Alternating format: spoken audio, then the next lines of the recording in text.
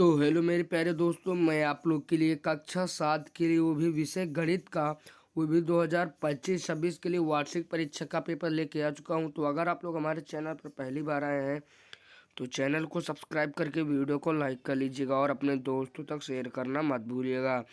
तो चलिए यहाँ से हम लोग पेपर को हल करना स्टार्ट करते हैं। लेकिन मैं आप लोग को बता दूं कि मेरे चैनल पर अभी जितने लोग आते हैं उनमें से लगभग, अगर मान लीजिए 100 लोग आते हैं तो केवल 94% लोग मेरे चैनल को सब्सक्राइब ही नहीं करते।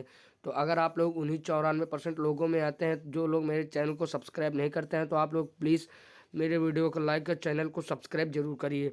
तो चलिए यहाँ से हम लोग पेपर को यहाँ से हल करना स्टार्ट करते हैं। तो यहाँ पर हमारा प्रश्न संख्या 1 कह रहा है, प्रत्येक के समतुल्य 3 परिमेय संख्याएं लिखी। यानी यहाँ पर आपको 1, 2, 3 और 4 यहाँ पर दिए गए हैं।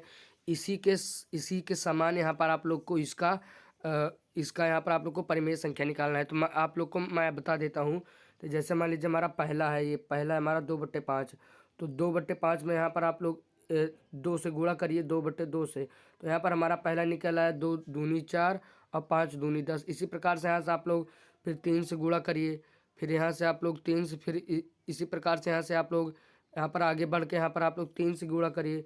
उसके बाद 3/3 से करिए, फिर उसके बाद 4/4 से करिए। इसी प्रकार से यहाँ से आप लोग इसको हल कर लीजिएगा। उसके बाद यहाँ से हम लोग आगे बढ़ेंगे। तो यहाँ पर कह रहा है, निम्नलिखित संख्या में से कौन सी संख्या परिमेय संख्याएं धनात्मक और कौन सी ऋणात्मक है। तो यहाँ पर आप लोग को इसको यहाँ पर ध्यान से बता देना होगा। उसके बाद यहाँ से हम लोग आगे बढ़ेंगे। तो यहाँ पर कह रहा है, अपनी पाठ्य पुस्तिका में लिख कर रिक्त स्थान की पूर्ति कीजिए। तो यहाँ पर आप लोग को देख लेना है कि यहाँ पर हमारा क्या रिक्त स्थान दिखाई दे रहा है। तो आप लोग को इसको यहाँ पर अपने हिसाब से यहाँ से भर लेना होगा। उसके बाद घ प्रश्न कह रहा है, हमारा अगला प्रश्न ये बोल रहा है कि निम्नलिखित परिमेय संख्याओं में से उनके सरलतम रूप में लिखिए। तो यहाँ पर आप लोग को यहाँ पर दिया गया है, मान लीजिए -8/10 दिए गए। तो इसको सरलतम रूप में काटेंगे तो 2 पंचे 10 हो जाएगा। उसके बाद मतलब 2 चौक 8 हो जाएगा और 2 पंचे 10। यानी इसका उत्तर यहाँ पर जो हमारा निकल कर आ रहा है वो हमारा -4/5 आ रहा है। तो इसी प्रकार से यहाँ से आप लोग को इन चारों को हल कर लेना होगा। उसके बाद यहाँ से हम लोग आगे बढ़ेंगे। तो यहाँ पर हमारा जो अगला प्रश्न कह रहा है, निम्नांकित 2 परिमेय संख्याओं में कौन सी बड़ी है।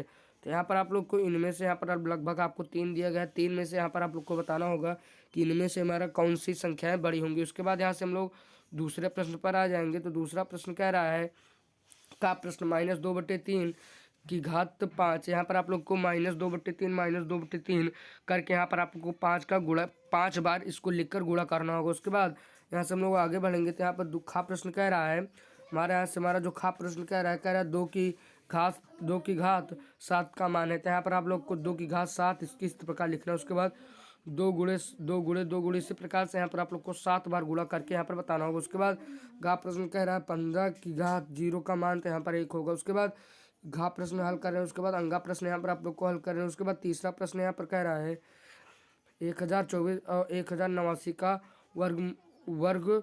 वर्ग रूप में व्यक्त कीजिए। तो यहाँ पर आप लोग को इसको वर्ग रूप में व्यक्त करना है। उसके बाद यहाँ से हम लोग आगे बढ़ेंगे। यहाँ पर हमारा खा प्रश्न कह रहा है 512/729 को घन रूप में व्यक्त करिए। तो यहाँ पर आप लोग गुणनखंड विधि से इसको यहाँ पर कर सकते हैं। उसी प्रकार से यहाँ से हम लोग आगे बढ़ेंगे। तो यहाँ पर हमारा चौथा प्रश्न कह रहा है, कक्षा 7 के सभी 10 शिक्षार्थियों का भार किलोग्राम में क्रमशः दिया गया है तथा और यहाँ पर आप लोग को दिए उसके भार का समांतर माध्य ज्ञात कीजिए। उसके बाद खा प्रश्न कह रहा है 8 सेंटीमीटर माप का एक रेखाखंड को प्रकार की सहायता से 2 बराबर भागों में विभाजित कीजिए। उसके बाद यहाँ से हम लोग आगे बढ़ेंगे।